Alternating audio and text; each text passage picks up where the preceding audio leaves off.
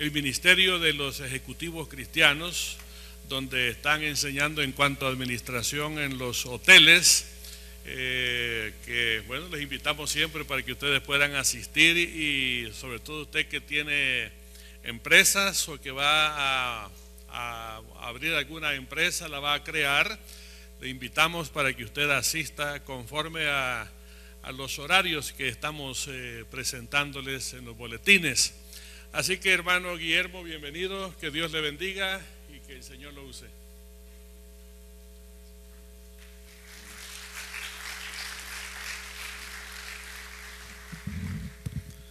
Vamos a ver. Dios les bendiga, muy buenos días. Es un privilegio y un gusto estar aquí con ustedes en esta mañana. Vamos a mover un poco acá. Es un privilegio para mí en esta mañana poder compartir una reflexión de la palabra. Hemos estado apoyando a la iglesia en el Ministerio de Finanzas y Economía con el hermano Hugo Castillo, que ha sido de gran bendición, y ahora pues el privilegio de estar aquí con ustedes compartiendo también la palabra del Señor. Lámpara es a mis pies tu palabra y lumbrera a mi camino. Siempre he creído que donde está la palabra del Señor, ahí hay luz y las tinieblas se disipan. Así es que en esta ocasión quiero traer una reflexión bajo el tema ¿cómo vencer nuestros temores? ¿Cómo vencer nuestros temores? Basado en Hebreos 2, 14, 15. Hebreos 2, capítulo 2, versículos 14 y 15, que dice así: así, por cuanto los hijos participaron de carne y sangre, él también participó de lo mismo, para destruir por medio de la muerte al que tenía el imperio de la muerte, esto es, al diablo, y librar a todos los que por el temor de la muerte estaban durante toda la vida sujetos a servidumbre. Aquí el Señor nos está diciendo que el temor trae servidumbre para toda la vida, y si por algo es necesario que nosotros nos libremos del temor, es porque no queremos seguir siendo esclavos cuando el Señor ya nos hizo libres. Dice la Biblia: estad pues firmes en la libertad con la que Cristo os hizo libres, y no estéis otra vez sujetos al yugo de esclavitud, porque el temor ha traído esclavitud y servidumbre a nuestra vida, aun cuando ya hemos sido decretados libres. Cuando en la época de Lincoln se abolió la esclavitud, mucha gente no sabía que ya eran libres y que había un decreto que los había hecho libres, y seguían viviendo como esclavos porque sus amos no les habían dicho que ya eran libres.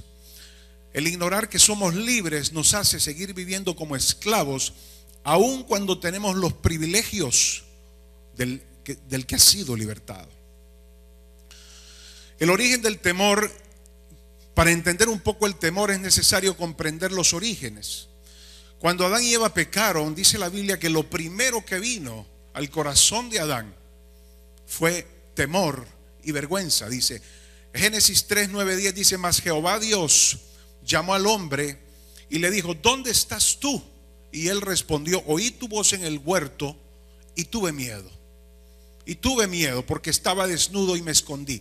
El hombre, a partir del pecado, ha traído temor a nuestra vida, y el temor ha hecho que el hombre huya de Dios, huya de la presencia de Dios. Por eso es que el ser humano hasta el día de hoy huye de la presencia de Dios. Es Dios el que se ha acercado al hombre a buscarlo, porque el hombre en su naturaleza de temor huye. Pero es tan grande la necesidad del hombre de adorar a un ser superior, que como no quiere acercarse al Dios verdadero, pero necesita adorar a otro Dios, a alguien superior a él, crea sus propios dioses y ha creado sus propias religiones. Por eso vemos la cantidad de religiones que hay en el mundo, porque cada persona, en el temor que tiene de acercarse al Dios verdadero para satisfacer su necesidad de adoración, ha creado sus propios dioses. El caso de Caín: Caín fue el primer inventor de la primera religión, cuando le trajo a Dios muestras de sus obras y no el sacrificio de holocausto que había traído. Por eso Dios le rechazó su presentación y su ofrenda, a Caín Dios le dice: no has traído sacrificio de animal, porque Caín había presentado sus mejores obras delante de Dios. Y el Señor dice que las únicas obras agradables delante de Dios son aquellas que fueron entregadas por el sacrificio de Cristo en la cruz del Calvario. ¿Cómo entendemos el temor? El miedo o el temor es una emoción caracterizada por un intenso sentimiento desagradable, provocado por la percepción de un peligro o amenaza física o emocional, real o imaginaria, presente o futura, y sobre la cual percibo no tener control. En algún momento usted ha percibido circunstancias en su vida sobre las cuales cree que no tiene control. Y esas amenazas a lo mejor son reales, pero a lo mejor son imaginarias. Dicen los psicólogos que el ser humano, el 85% de los temores que están en el corazón del hombre nunca llegan a suceder. El temor no es otra cosa que intereses pagados por anticipados por una deuda que no hemos adquirido aún. El temor es algo que gobierna la vida del hombre y el corazón del hombre en todas las áreas y facetas de nuestra vida. ¿Cómo fuimos llamados por Dios? Dios no quiere que permanezcamos, sino que seamos libres del temor. Dice: pues no habéis recibido el espíritu de esclavitud para estar otra vez en temor, sino que habéis recibido el espíritu de adopción, por el cual clamamos: Abba, Padre. Es decir, que cuando recibimos nosotros a Jesucristo, el espíritu que hemos recibido es un espíritu contrario al espíritu de temor que hay en el mundo.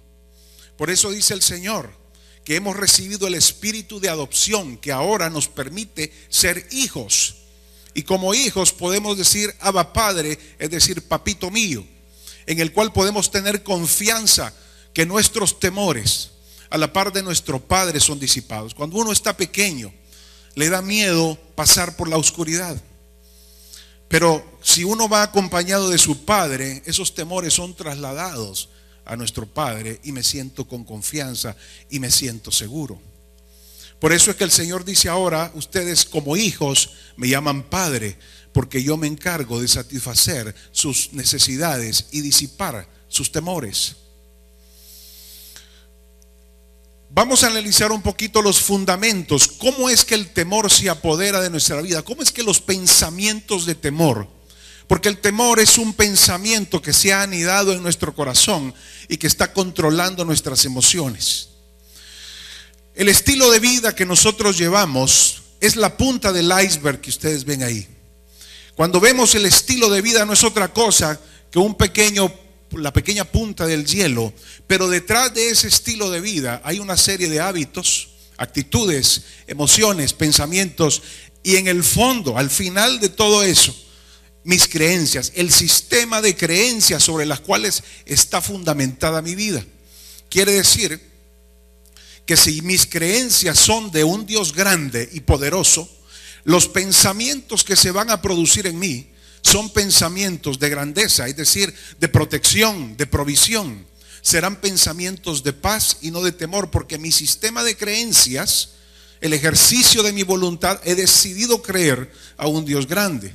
Esos pensamientos de paz me producen emociones de paz, y mis actitudes van conforme a ese pensamiento y a esa emoción.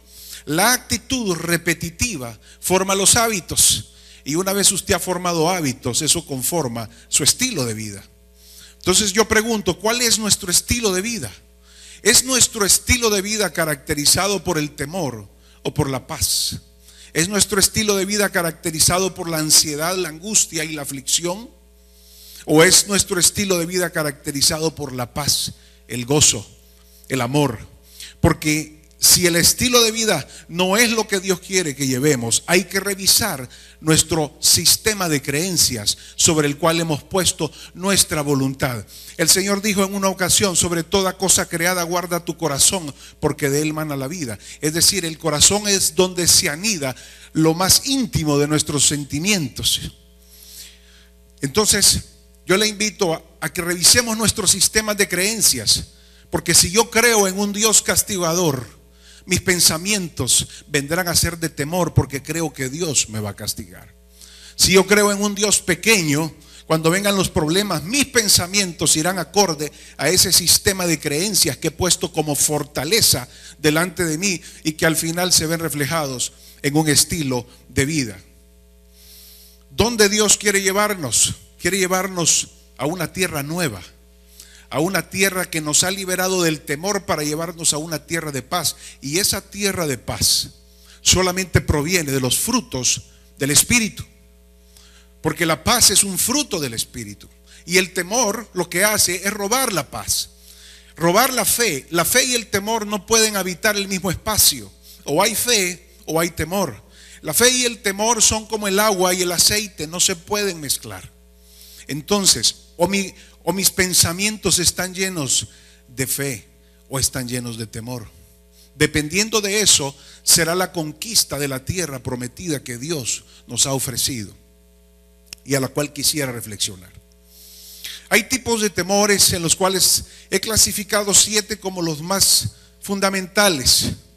Temores sobre los cuales se fundamentan muchos de los temores que el ser humano tiene al día de hoy, que es el temor a la muerte, temor al futuro, temor al fracaso, es decir, a emprender algo porque temo fracasar, temor a casarme porque tengo miedo de fracasar en el matrimonio como lo hicieron nuestros padres, a ser dañado, a no establecer relaciones con alguien porque temo ser dañado emocionalmente, físicamente, psicológicamente, a ser rechazado, a la soledad, a que no haya nadie junto a mí a lo largo del camino.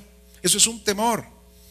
Temor a la vejez, temor a llegar a la edad adulta, temor a perder nuestras fuerzas. Todos estos son temores que embargan nuestra mente en un momento determinado. Y la fortaleza que estos temores formen en nuestra vida dependerá del sistema de creencias que está arriba de esos pensamientos. Los temores, he puesto aquí la foto de un otoño. Al final, una de las estaciones en Estados Unidos es el otoño. Y el otoño, el final del otoño se caracteriza porque las hojas empiezan a secarse y empieza a haber mucho frío y las hojas empiezan a caerse, las hojas empiezan a morir y empiezan a caerse.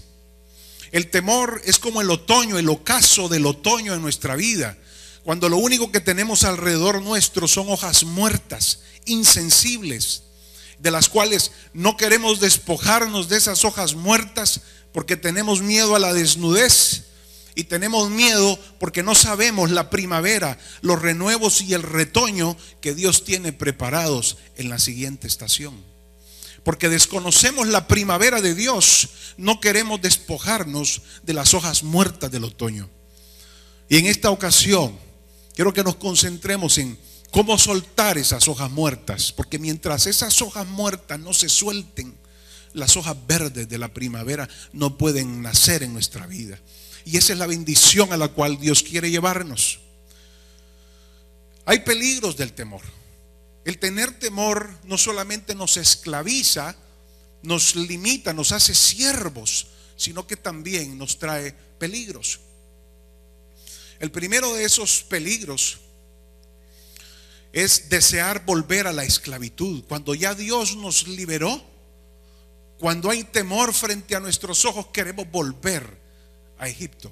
Miren lo que pasó en Éxodo 14, cuando los hijos de Israel estaban siendo sacados de la esclavitud. ¿Se acuerdan que Dios dijo: he oído el clamor de mi pueblo y descenderé y los liberaré para que sean mi pueblo y me sirvan? Pero mire, cuando Faraón se hubo acercado, dice la Biblia, los hijos de Israel alzaron los ojos y he aquí que los egipcios venían tras ellos, por lo que los hijos de Israel temieron en gran manera y clamaron a Jehová. Pero mire que este clamor a Jehová no era para pedir ayuda, sino que para reclamarle a Dios porque los había sacado de Egipto.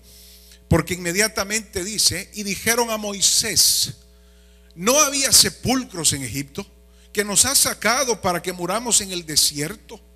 ¿Por qué has hecho así con nosotros, que nos has sacado de Egipto? Mire, clamaron a Dios. ¿Cuántas veces creyentes han clamado a Dios reclamándole de su estado presente y no dándole gracias de haberlo liberado de una tierra de esclavitud y de Egipto. Es más, diciéndole a Dios, hubiera preferido ser esclavo con los egipcios que morir en el desierto.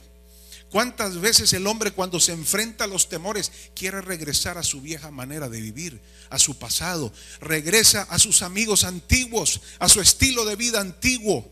¿Por qué? Porque su sistema de creencias estaba basado en un Dios débil, en un Dios que no tenía bendición. Pero este Dios que estaba sacando a Israel de Egipto es un Dios que tenía preparada una bendición para su pueblo inimaginable. Por eso es que el caminar del creyente es por fe, porque no caminamos por vista. Si el Señor hubiera reflejado la tierra prometida desde un inicio, no hubiera sido por fe, hubiera sido por vista. Y Dios dice, porque sin fe es imposible agradar a Dios. Es necesario caminar por fe, porque es en la fe, dice la Biblia, la fe mueve la mano de Dios.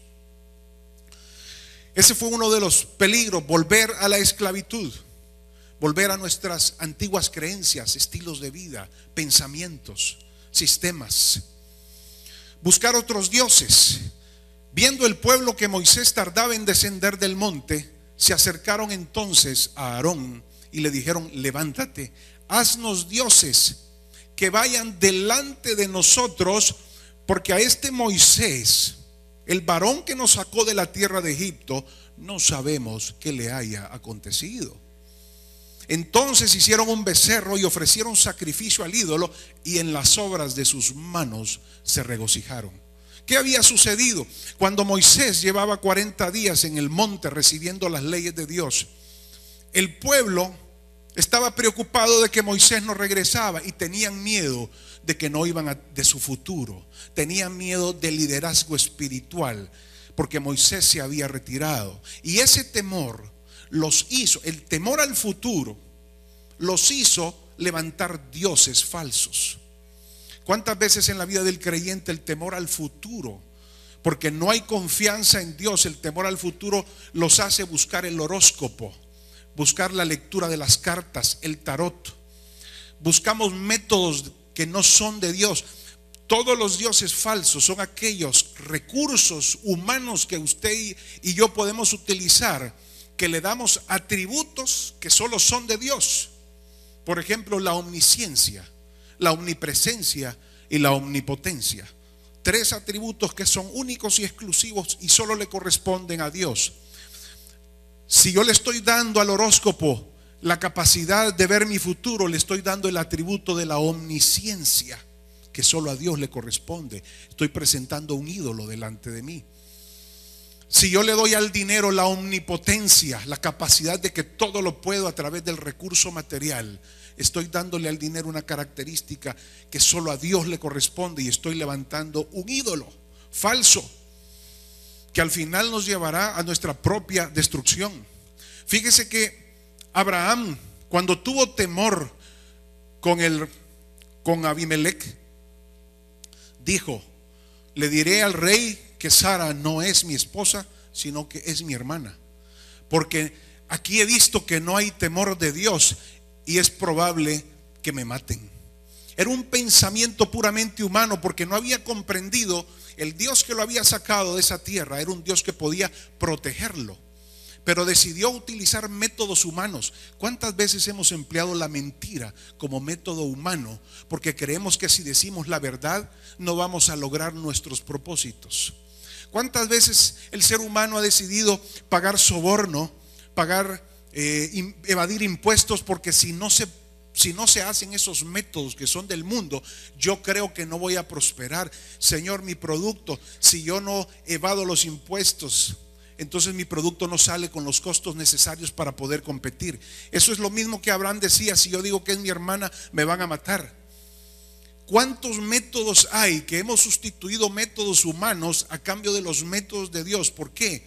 Porque ha habido temor al futuro, temor. Mire, el que no diezma dice: tengo temor que no me alcance. Y como hay temor que sus finanzas van a ser sacudidas, retengo lo que es de Dios por temor. Son métodos humanos.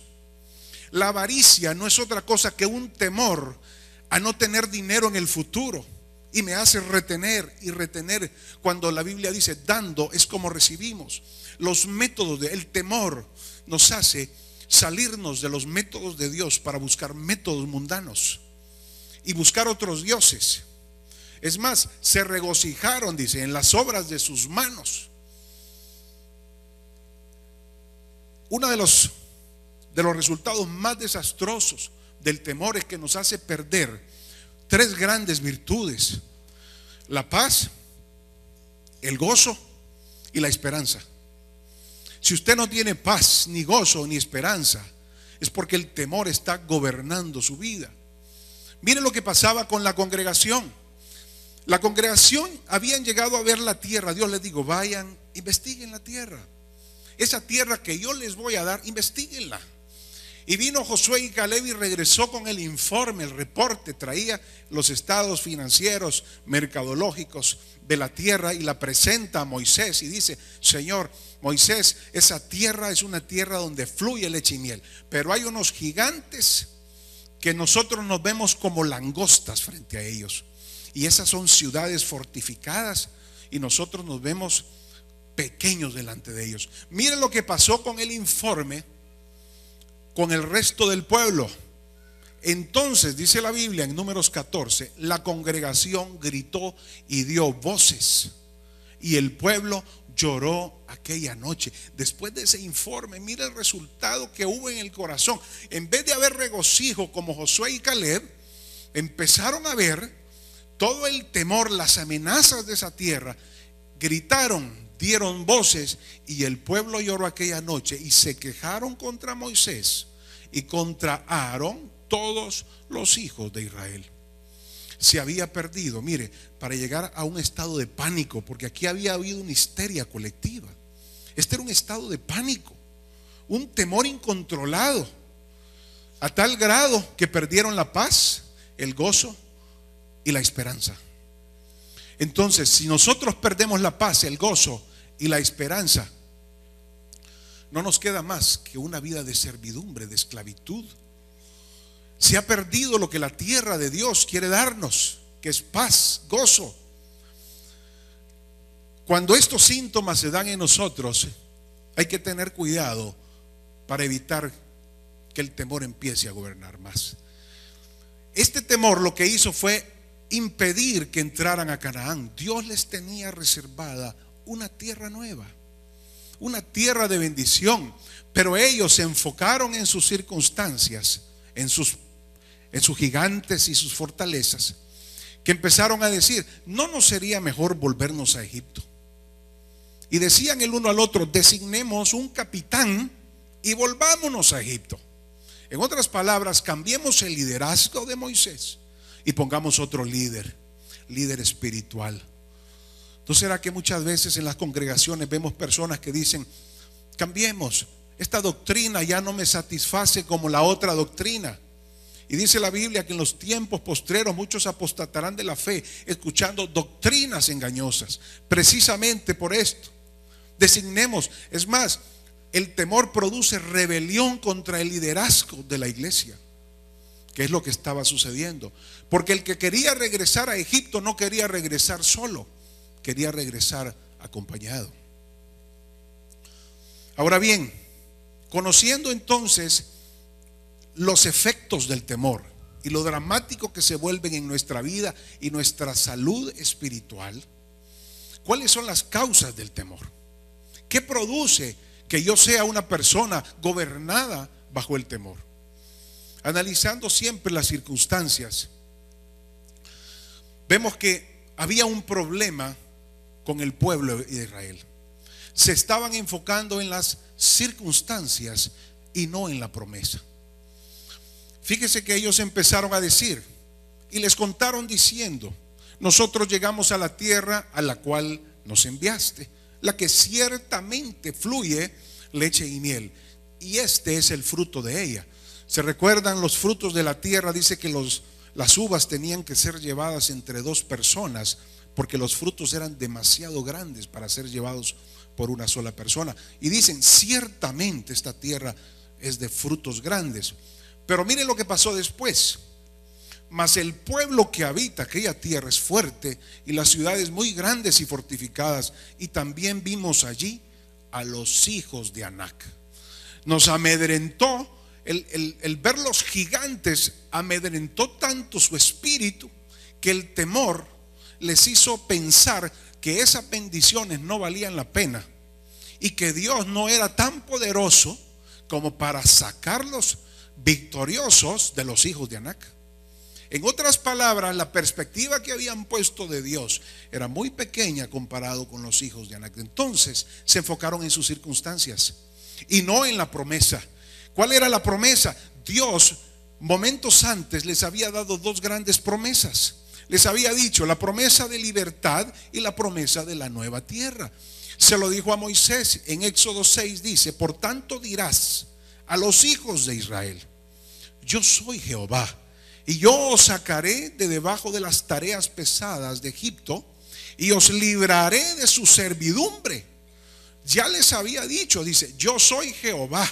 En otras palabras, yo soy el que soy, el que mando, el que tengo autoridad sobre Faraón y sus carros y sus ejércitos. Y después le dice en el 8: y os meteré. Mire, os meteré. Otras palabras, aquí los voy a llevar con mi mano en la tierra por la cual alcé mi mano, jurando que la daría a Abraham, a Isaac y a Jacob, y os la daré por heredad, yo Jehová. Fíjese que cuando dice yo Jehová, solo me recuerdo aquellas cartas que uno le firmaba a los hijos cuando estaban lejos, y dice: firmo yo tu padre. El Señor está diciendo: esta promesa la estoy firmando yo, que soy tu padre. Yo Jehová la firmo. Es decir, mi honor, mi compromiso está de por medio en esta promesa que vengo a darte. Por eso es que cuando Moisés le dice: y si me preguntan el nombre del Dios que los va a sacar de Egipto, ¿qué le digo? Y le dice: diles, yo soy el que soy. En otras palabras, ponme nombre a tu necesidad, ponle nombre a tu problema, ponle nombre a tu gigante, que yo soy tu proveedor, tu sanador, tu protector, tu redentor. Dime tú cuál es el problema, que yo tengo un nombre para ello. Eso es lo que estaba diciendo el Señor cuando dice yo Jehová. Está confirmando quién tenía la autoridad y la grandeza del Dios. Pero los israelitas se habían enfrascado tanto en su problema que se habían olvidado de la promesa. Solo Moisés la tenía, solo Josué y solo Caleb dijeron: la tierra que el Señor ya nos dio, si Él ya la ofreció, solo esfuérzate y sé valiente de conquistarla. Es ahí donde uno ve que la salvación es un regalo de Dios, pero las bendiciones del reino se conquistan. Ahí le dijo a Josué: esfuérzate y sé valiente de conquistar la tierra que yo ya entregué en tu mano. Ahora bien, en la parte, esto me recuerda también cuando Pedro caminaba sobre las aguas. Pedro caminó sobre las aguas, pero hubo un momento que Pedro empezó a ver el tamaño de las olas y quitó la mirada de Jesús, porque cuando miró a Jesús empezó a caminar sobre el agua y iba muy bien. Pero cuando las olas empezaron a ser más fuertes, él empezó a quitar la mirada de Jesús y la puso en sus circunstancias.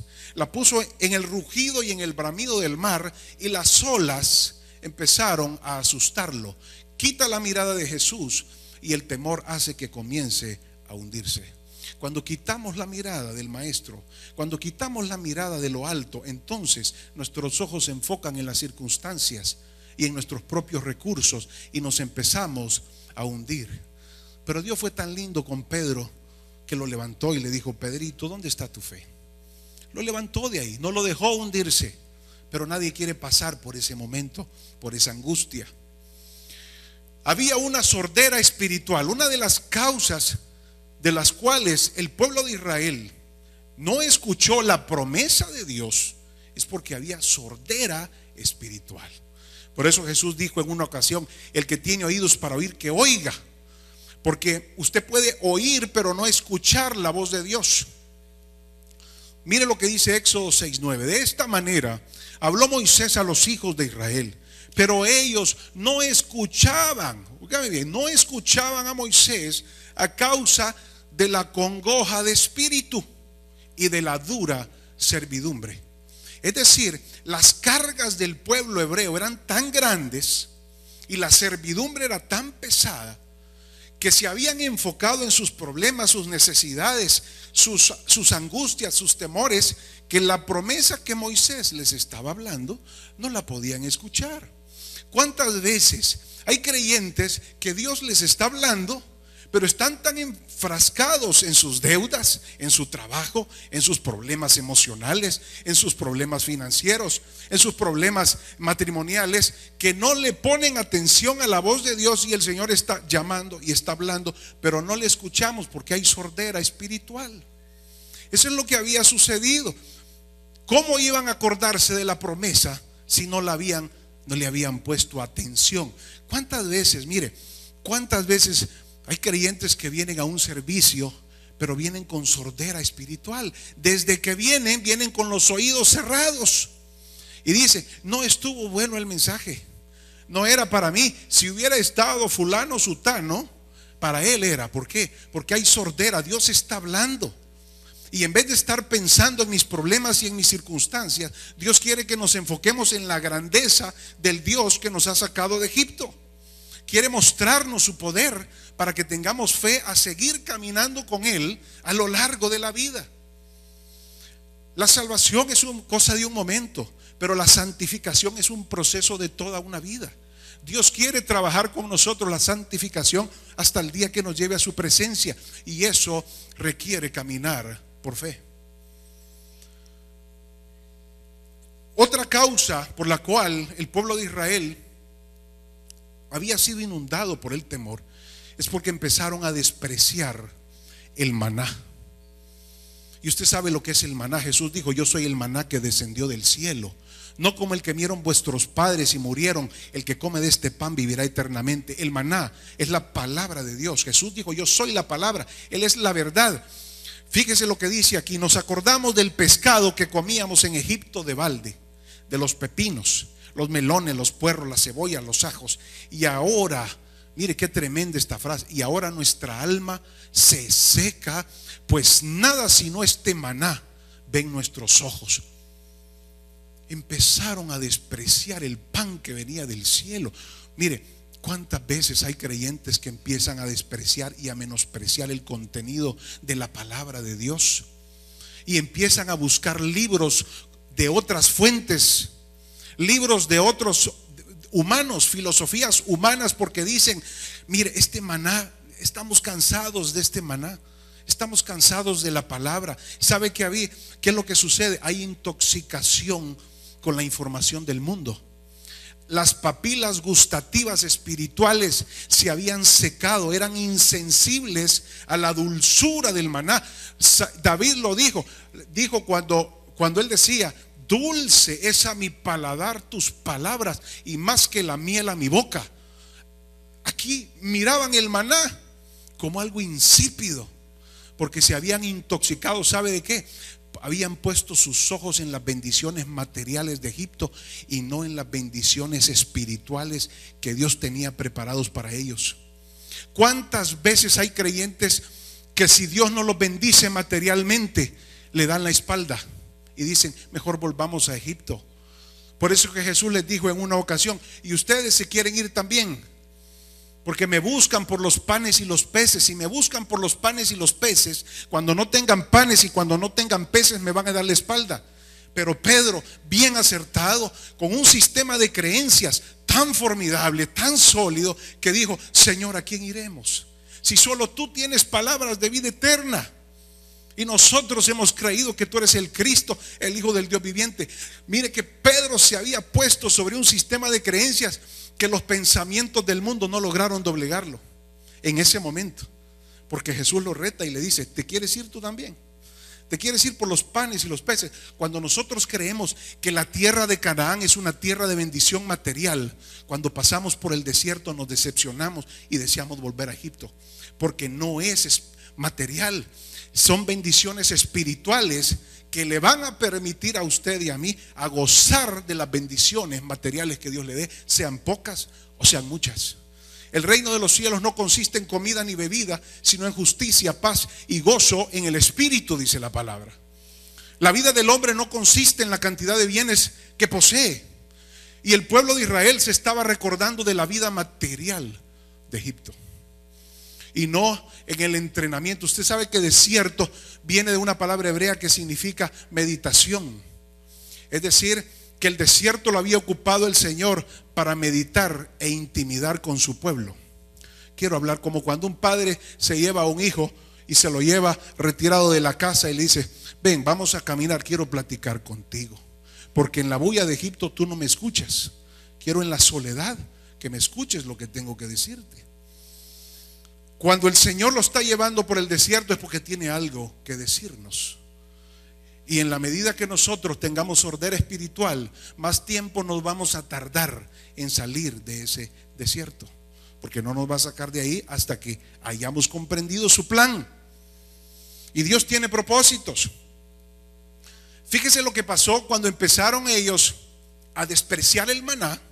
Empezaron a tener malas conversaciones, malos comentarios, y dijeron y hablaron mal entre los hijos de Israel de la tierra que habían reconocido, diciendo: la tierra por donde pasamos para reconocerla es tierra que traga a sus moradores, y todo el pueblo que vimos en medio de ella son hombres de grande estatura. En otras palabras, Dios nos trajo a una trampa. Dios nos ha engañado y nos ha traído aquí para morir en el desierto. Y hablaron mal, es decir, dice la Biblia, las malas conversaciones corrompen las buenas costumbres. Ninguna palabra corrompida salga de vuestra boca, sino la necesaria para la edificación y dar gracia a los oyentes. ¿Por qué? Porque nuestras conversaciones de temor lo único que van a hacer es fortalecer más y echar raíces a los temores que ya tenemos enclaustrados. Por eso Jesús dijo: no es lo que entra por la boca lo que contamina al hombre, es lo que sale de la boca, porque lo que sale de la boca sale del corazón del hombre. ¿No se ha dado cuenta que cuando usted platica cosas negativas, su espíritu se vuelve negativo? ¿No se ha dado cuenta que cuando usted empieza a platicar sobre lo malo que se ve el panorama económico, usted sale deprimido de esa conversación, no sale con esperanza?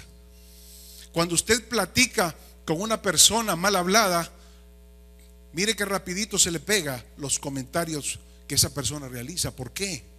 Por eso es que el Señor dice que las palabras que salgan de nuestra boca sean para edificación, porque van a contaminar nuestro espíritu y vamos a echar raíces más profundas de los temores que ya están enclaustrados. Cuando usted empieza a hablar de que la situación política y económica, usted sale deprimido y pensaba abrir un negocio, ya no lo abre. Escuche la voz de Dios, porque es Dios el que nos tiene que dar el aval si abrimos o no abrimos. Esto trajo como resultado un gran problema: la incredulidad, que era otra causa. Habían pasado por todo esto, como había sordera, mire, la fe viene por el oír la palabra. De igual manera, la fe se va por dejar de oír la palabra. Entonces, si yo no tengo fe, es porque he dejado de alimentarme con la palabra, con el maná. ¿Y qué sucede? Entonces vienen y hay incredulidad. Y miren lo que dice Dios a Moisés: ¿hasta cuándo me ha de irritar este pueblo? ¿Hasta cuándo no me creerán con todas las señales que he hecho en medio de ellos? Todas las señales que habían, les había abierto el mar, les había dado maná, sus vestiduras no se desgastaban, sus sandalias, había sacado agua de la peña. Y dice: y aún con estas cosas no me creen. Por eso es que cuando el rico muere y le dice: manda a Lázaro que se levante de entre los muertos y le hable a mis hermanos, ¿qué le dice a Abraham? Si a los profetas tienen, si a ellos no les creen, ni aunque un muerto resucite le van a creer. ¿Por qué? Porque viendo las señales, mire cuántas veces vemos testimonios de la grandeza de Dios, de sanidad, y decimos y no creemos que esa bendición, que ese milagro es cierto. Dudamos del milagro y decimos: se equivocó el reporte del médico. O creemos que esa bendición es para el otro, pero no es para mí. Y el Señor dice: ¿hasta cuándo no me van a creer después de todas las señales? Por eso es que Jesús dijo: mire, si no creen a mis palabras, creed a las obras que yo hago, porque las obras dan testimonio de mí. Es decir, mire, los cielos cuentan la gloria de Dios y el firmamento anuncia la obra de sus manos. El Señor nos habla a través de su palabra y a través de la creación, a través de sus obras. Pero como yo estoy enmismado en mis problemas, en mis circunstancias, en mi yo, no puedo ver la grandeza de Dios que me rodea. Y por eso es que me vuelvo incrédulo ante los testimonios de sanidad, testimonios de restauración. O dura muy poco la fe. Entonces vemos que no es lo mismo conocer de Dios a confiar en Dios. El Señor fíjese que los discípulos, cuando el Señor calmó los vientos y la tempestad, dijeron: ¿quién es este que el viento y la mar le obedecen? Y no habían caminado con Jesús y no habían andado con Jesús. ¿Cómo es que les daba miedo que ahora Él había calmado el viento y la tempestad? ¿No le parece muy semejante? ¿Cuántas veces venimos a la iglesia, oímos de Jesús, hablamos de Jesús, leemos libros de Jesús, pero todavía no creemos quién es Jesús? No sabemos quién es Jesús y qué ha hecho por nosotros y el pago de la libertad que Él ha realizado, que seguimos viviendo como esclavos. Eso es lo que le había pasado a los discípulos. ¿Quién es este que el viento? ¿Cómo es posible que habían compartido con el Señor y todavía no sabían quién era Él?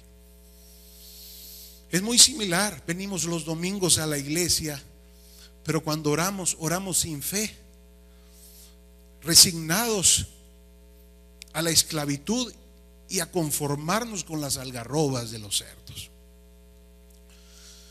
Fíjese que había otro problema del pueblo, era que desconocían el carácter de Dios. El plan de Dios no era hacerlos morar en el desierto. Él ya les había dicho: la tierra a la cual yo doy a los hijos de Israel. El plan de Dios no era que ellos se quedaran en el desierto, sino que el plan de Dios era morar en medio de su pueblo. Y dice: y habitaré entre los hijos de Israel, y seré su Dios, y conocerán que yo soy Jehová su Dios. Es decir, ahí en el desierto van a conocer la grandeza del Dios que los ha sacado de Egipto, para habitar en medio de ellos, yo Jehová su Dios. Firma tu Padre. Aquí de nuevo a la firma del Señor, el sello de Dios. Mire, para habitar, y donde habita el Espíritu de Dios, allí hay libertad. Cuando el Señor dice: quiero habitar en medio de su pueblo, si Dios es santidad, en medio de su pueblo Dios iba a manifestar su santidad, su amor, su protección, su bondad, sus cuidados. En medio de su pueblo iba a estar Él, no a una orilla de su pueblo, en medio de su pueblo, porque quería que todo el pueblo mantuviese la mirada en el Señor, que dejaran de mirar las circunstancias y se enfocaran en el Dios que los había sacado de Egipto. Morar, mire, si David decía, hay un canto que dice: pues Él ha regresado su presencia a Israel. Regocíjate, Sión. ¿Por qué? Porque Dios quería morar en medio de su pueblo. Y con Cristo se cumple esa promesa, porque ahora viene a morar en el corazón del creyente. Dígame usted si no es para regocijo, si no es para ahuyentar nuestros temores. Ahora bien, ¿cómo puedo librarme del temor? Ya vimos lo que me produce el temor, ya vimos las causas del temor. Ahora pregunto: ¿cómo nos podemos librar del temor que nos persigue y que nos impide obtener tanta bendición y tanta promesa? Porque en la tierra de Canaán abunda la bendición de Dios. Mire, cuando el hermano del hijo pródigo va con su padre, le dice: ¿cómo es que a este le has dado todo y a mí no me has dado nada? ¿Y qué le dice el padre? Hijo, todas las cosas que yo tengo son tuyas. Tú las has tenido, que no me las has pedido, pero son tuyas. En la casa de mi padre abunda. Mire, hay mentiras que Hollywood nos ha querido vender, de que el reino de los cielos es triste y aburrido. Pero dice la Biblia que hay fiesta en los cielos por un pecador que se arrepiente. Por eso imagínese usted, todos los días el reino de los cielos es una fiesta. Aquí estamos aburridos, Pero ahí arriba es una fiesta continua y permanente, porque todos los días hay un pecador que se arrepiente. Así que dígame usted dónde está la fiesta. Por eso es que Pablo decía: si yo por ustedes estoy aquí, pero yo por mi espíritu ya estaría con el Señor, porque había comprendido la bendición espiritual de su libertad. Bien, comparar el temor con los atributos de Dios. Compare su temor con los atributos de Dios y mire qué es más grande. Dios es amor. Quiere decir, cuando yo entiendo que Dios es amor, quiere decir que no hay nada que usted y yo podamos hacer para que Dios nos ame más de lo que ya nos ama. Ni hay nada que dejemos de hacer para que nos ame menos de lo que ya nos ama. Una de las cosas del temor es creer que el amor de Dios es mutante y el amor de Dios no cambia. Dice la Biblia: el amor nunca deja de ser. El amor de Dios es eterno. Dice: con amor eterno te he amado, por lo cual te prolongué mi misericordia. Cuando usted sabe que nunca deja de ser ese amor y que Dios le ama incondicionalmente a usted, no por sus obras, sino por lo que es y por lo que Él ha hecho en usted, entonces el amor de Dios, usted nunca va a tener temor, porque dice la Biblia: nada nos podrá separar del amor de Dios que es en Cristo Jesús, Señor nuestro. Nada, ni la muerte, ni la vida, ni ángeles, ni principados, ni potestades, ni gobernadores, nada. Cuando usted sabe eso, usted está creando un sistema de creencias tan fuerte y tan profundo que ningún pensamiento será capaz de moverlo de donde está. Cuando usted sabe que Dios es inmutable, que no cambia con el tiempo, no es como el ser humano, que nuestros hijos muchas veces se acercan a nosotros dependiendo del estado de ánimo que tengamos. Si estamos de buenas se acercan, si estamos de malas no. Dios es inmutable y Él es fiel a sus promesas. Él ha sido fiel a Israel, no porque, fíjese, no por las obras de Israel, sino por la promesa que Dios le hizo a Abraham, a Isaac y a Jacob. Sigue siendo fiel aun cuando el pueblo de Israel no cree en Jesucristo, pero Él es fiel a su palabra. Él es inmutable, no lo cambia. Cuando usted y yo sabemos que Dios es nuestro Padre, un padre es un proveedor, un padre es el que atiende las necesidades de su hijo. Dice la Biblia: si ustedes siendo malos saben dar cosas buenas a sus hijos, cuánto más vuestro Padre celestial sabrá dar cosas buenas a quienes se lo pidan. Cuando vemos a Dios como paterno, como padre, yo puedo entender. Mire, el hijo pródigo reaccionó, volvió en sí y dijo: en la casa de mi padre, el más pequeño de sus servidores come mejor que yo. Voy a la casa de mi padre. Reconocía que su padre era misericordioso y amoroso, y eso hizo vencer el temor de no quedarse con las algarrobas de los cerdos, sino salir a buscar la bendición en la casa de su padre. Cuando entendemos que Dios es el principio y el fin, el alfa y el omega, dice el Señor: yo soy el principio y el fin, el que era, el que es, el que ha de venir, el todopoderoso. Cuando comprendemos que Dios conoce nuestro final desde su principio. Dios conoce, dice: desde antes de nacer yo te formé. O sea, cuando entendemos que Él es el todopoderoso, que no hay nada imposible para Él, el omnisciente, el omnipresente y el omnipotente, entonces mi temor delante de ese atributo de Dios, ¿cómo queda? Queda tan pequeño, que soy capaz de disiparlo por el carácter y los atributos de Dios. Y Dios es eterno. El cielo y la tierra pasarán, mas mis palabras no pasarán. El eterno. De algo puedo yo tener confianza, es de poder depositar mi confianza, mi vida en el Señor, que me protege, que me cuida y que desea lo mejor. Mire, cuando usted sabe que Dios es amor, no hay circunstancia en la vida por la cual usted esté pasando en la cual no sepa que Dios tiene preparado algo bueno para usted, porque Él es amor. Dice: para los que aman a Dios, todo lo que sucede es para bien, porque de Dios no puede venir nada malo. Porque de las leyes de Dios fueron creadas únicamente para bendición de su pueblo y no para maldición. Otra forma de librarnos del temor es enfocarnos en las promesas y no en las circunstancias. Josué y Caleb dijeron, mira lo que dijeron: no temáis al pueblo de esta tierra, porque nosotros los comeremos como pan. Su amparo se ha apartado de ellos y con nosotros está Jehová. Mire bien, los 10 eran 12. 10 habían visto el problema y las circunstancias, y Josué y Caleb habían visto la promesa y el fruto de la tierra. Enfóquese en el fruto de la tierra que Dios tiene y en la promesa de fidelidad que Dios le ha dado de llegar a ella, porque eso le va a ayudar que en los tiempos de dificultades, en los tiempos de prueba, usted tenga la paciencia de permanecer. Fíjese que Sara perdió la paciencia y tuvo temor de que la descendencia no venía por ella, y buscó un método humano y dijo: no es por mí, es por la esclava. Buscó un método humano que hasta el día de hoy seguimos viendo el conflicto entre esa decisión que Sara tomó. Muchas veces tomamos caminos de inconversos, caminos humanos, estrategias humanas. Sara tomó una estrategia humana y creía que la bendición venía de la esclava y no de ella, que era libre. Otro elemento importante es acordarse de las victorias de Dios en el pasado. Fíjese que cuando David se enfrenta con Goliat, los hermanos de David tenían temor, y los hermanos de David eran guerreros, tenían las armas, habían sido entrenados para la guerra. Pero David no, David era un pastorcito de ovejas, no había sido entrenado más que para cuidar las ovejas.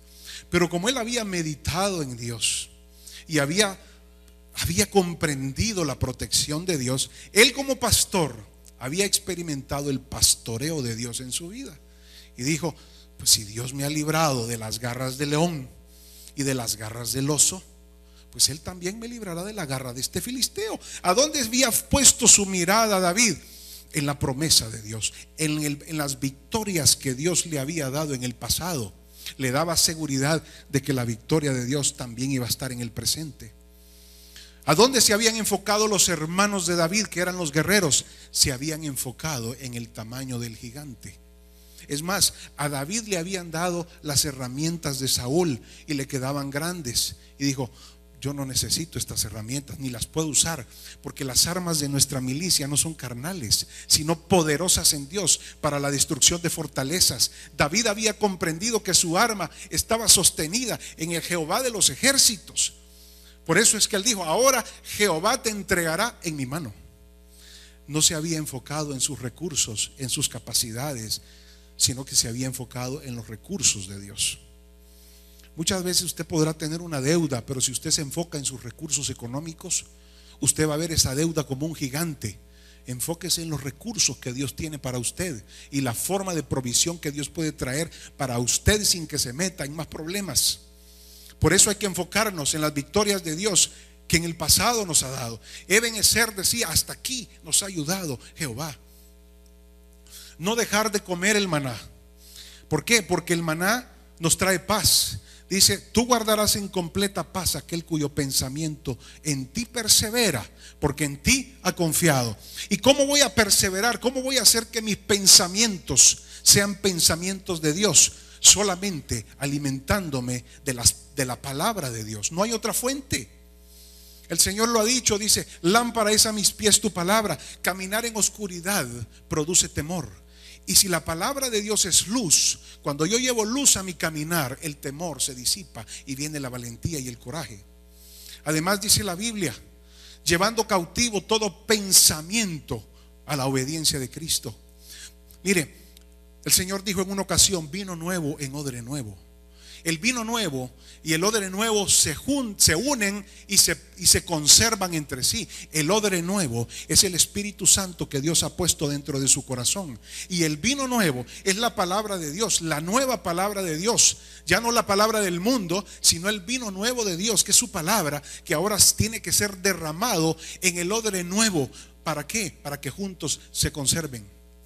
Pero si no hay palabra de Dios en mi mente, los pensamientos que van a empezar a florecer en mi mente son los pensamientos del mundo y no los pensamientos de Dios. Cuando usted lee la Biblia, se está metiendo en el diario de Dios, en los pensamientos y la mente. Por eso Pablo decía: y tengo la mente de Cristo, porque tenía los pensamientos de Dios en él.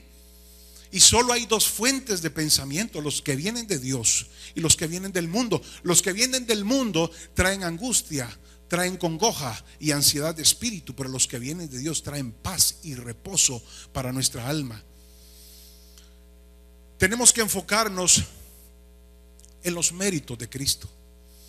Mire, cuando Dios le dice a Abraham: llévame a tu hijo Isaac, sacrifícamelo. Fíjese que Abraham se levantó temprano de mañana, ni siquiera fue a negociar con Dios, se levantó temprano de mañana, llevó a Isaac y le dijo: vamos al altar del sacrificio. Y dijo: Dios proveerá de cordero. O sea, Abraham sabía por la fe que había un cordero sustituto de Isaac, porque dijo: Dios puede levantar de la muerte a mi hijo. En otras palabras, ese cordero era una figura del cordero que iba a venir. Y Abraham sabía que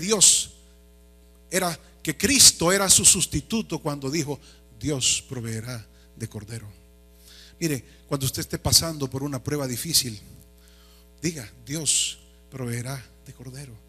Porque en la cruz del Calvario, ahí están cargadas todas nuestras necesidades, nuestras aflicciones, nuestros problemas.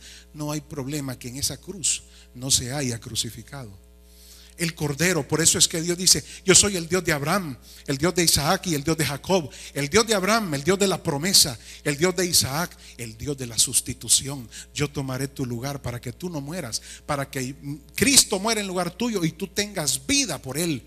Y el Dios de Jacob, porque para bendecir a Jacob tenía que liberarlo de Egipto, es el Dios de la liberación. El Dios que ha prometido libertad por medio de Cristo Jesús. Estad pues firmes en la libertad a la cual Cristo os llamó, dice. Porque ese es el Dios de Abraham, de Isaac y de Jacob.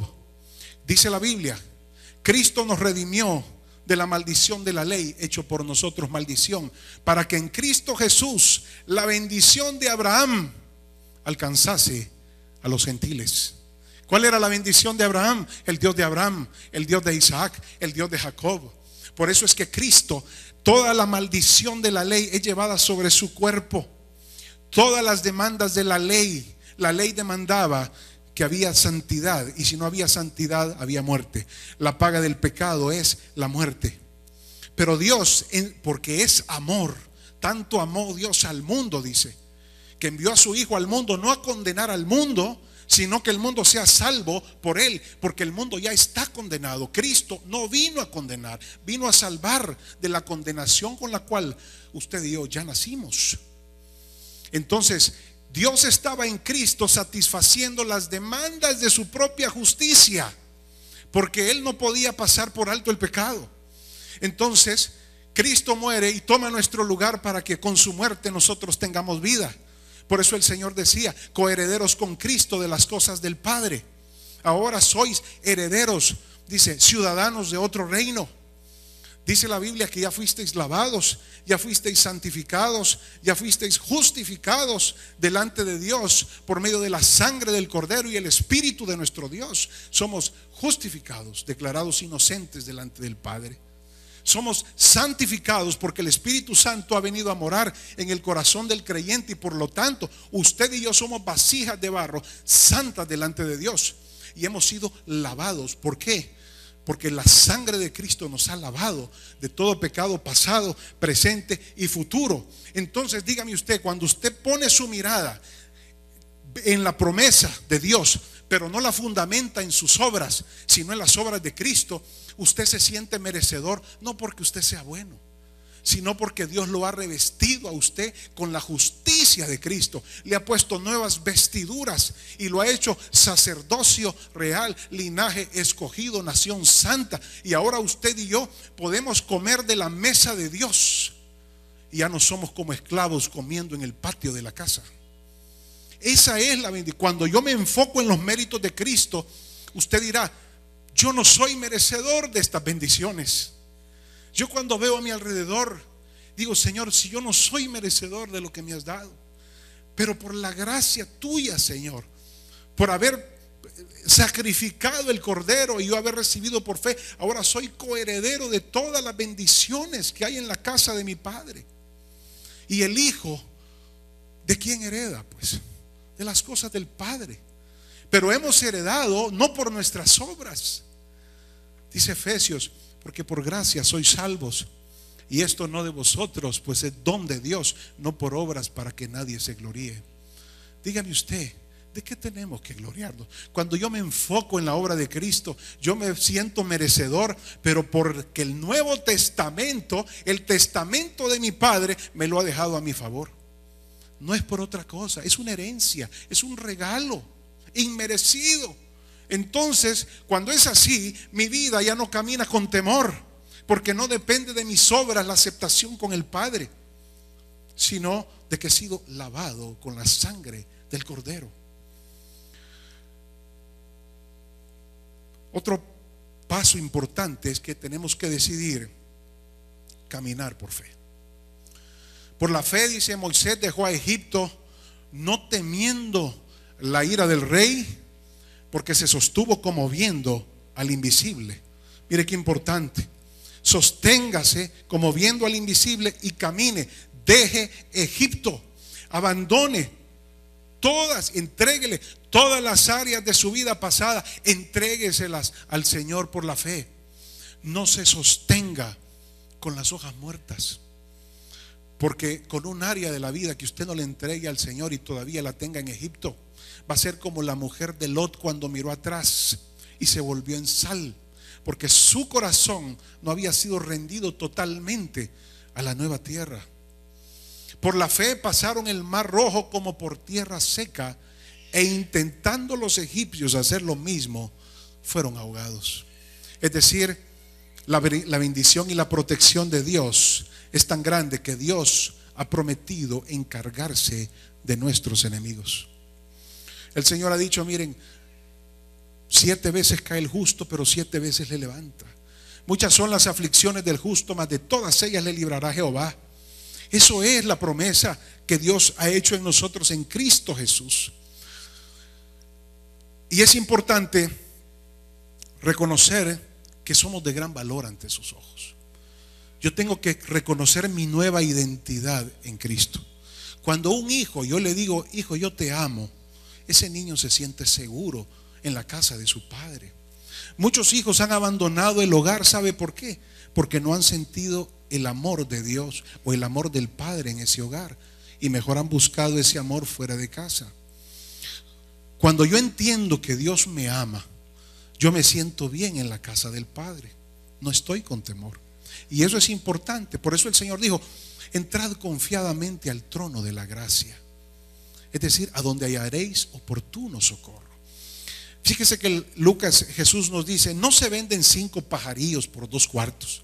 Con todo, ni uno de ellos está olvidado delante de Dios, pues aún los cabellos de vuestra cabeza están todos contados. No temáis, pues, más valéis vosotros que muchos pajarillos. El Señor nos está diciendo, miren, si yo cuido de las aves las he creado para ustedes y yo las cuido, ¿cuánto más no tendré cuidado si yo conozco hasta cuántos cabellos tienen en su cabeza? En otras palabras, yo tengo cuidado, yo soy el pastor. David decía, Jehová es mi pastor, nada me faltará.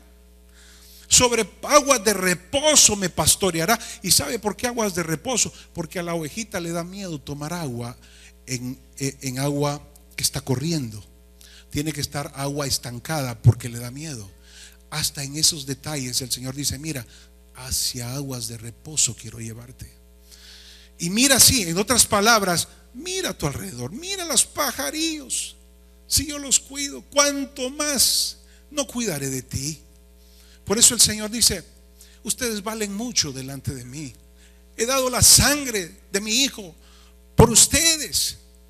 ¿Cuánto más, dice, nos entregará si ya nos entregó todo?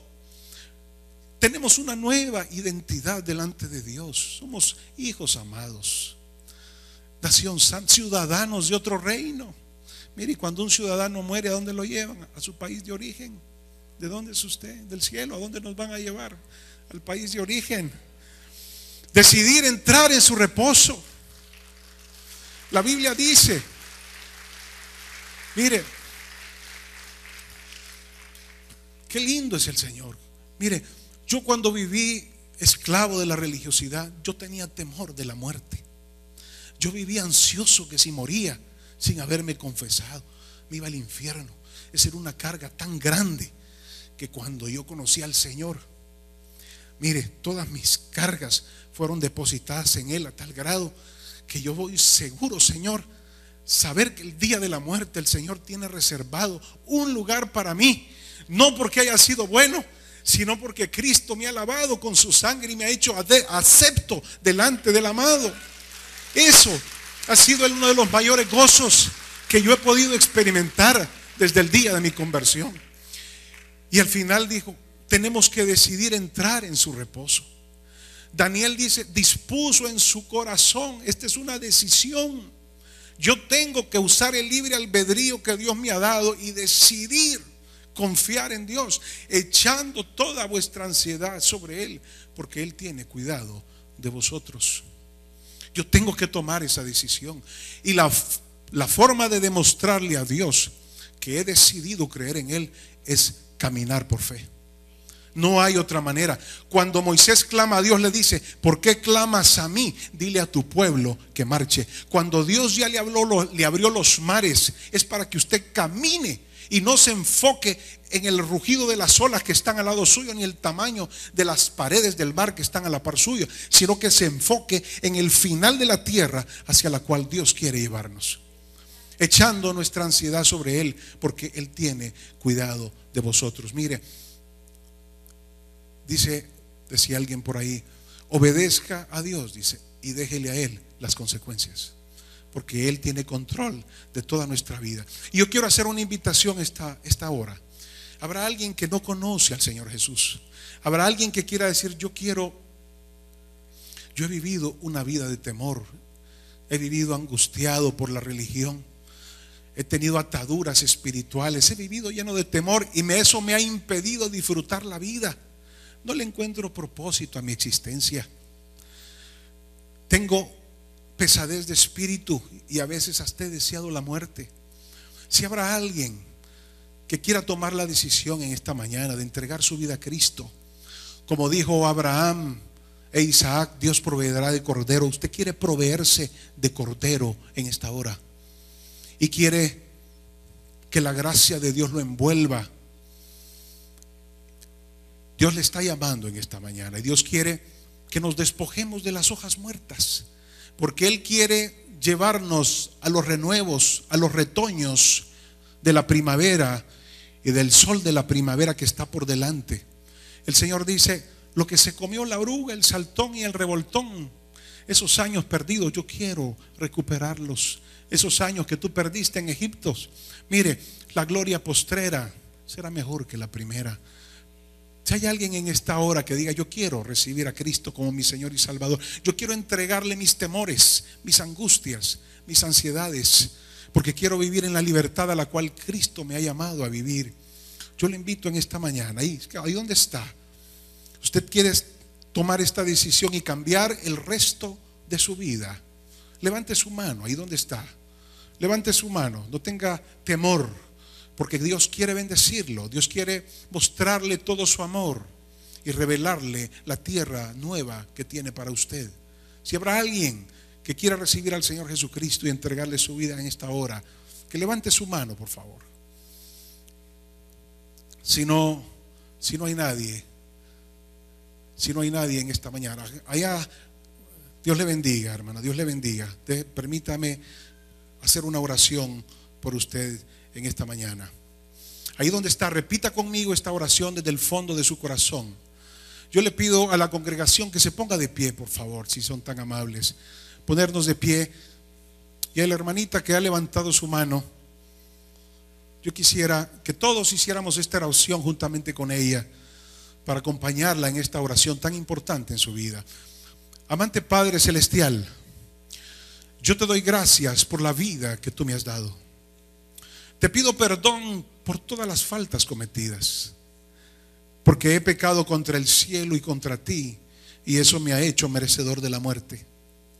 Pero me arrepiento de todo corazón de haberte ofendido, y recibo la muerte de Cristo en sustitución de mi vida, y acepto su resurrección para mi vida eterna.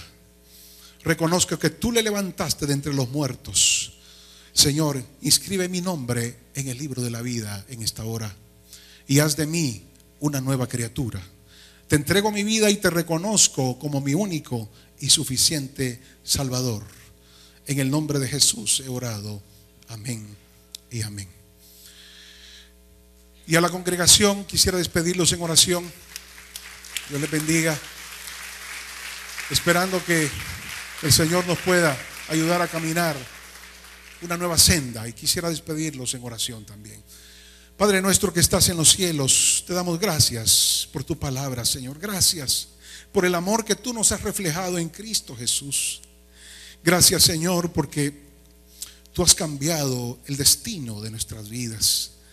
Señor, has arreglado nuestra vida de tal manera que nuestro futuro también está ya arreglado por ti, Señor. Te doy gracias porque no nos has pagado conforme a nuestras obras, sino conforme a tus misericordias, Señor.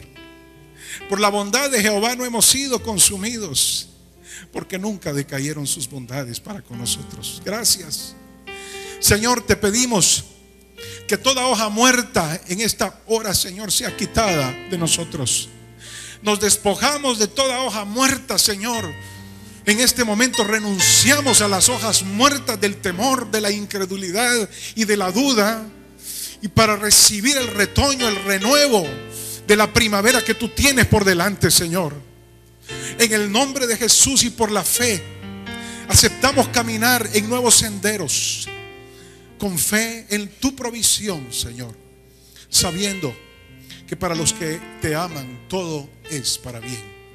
Te lo pedimos, Señor, para que este año sea el año agradable del Señor, el año en el cual podamos experimentar tus victorias y la nueva tierra que tú tienes para nosotros por delante. En el nombre de Jesús te lo hemos pedido todo. Amén y amén. Que Dios les bendiga, mis hermanos. Bendiciones.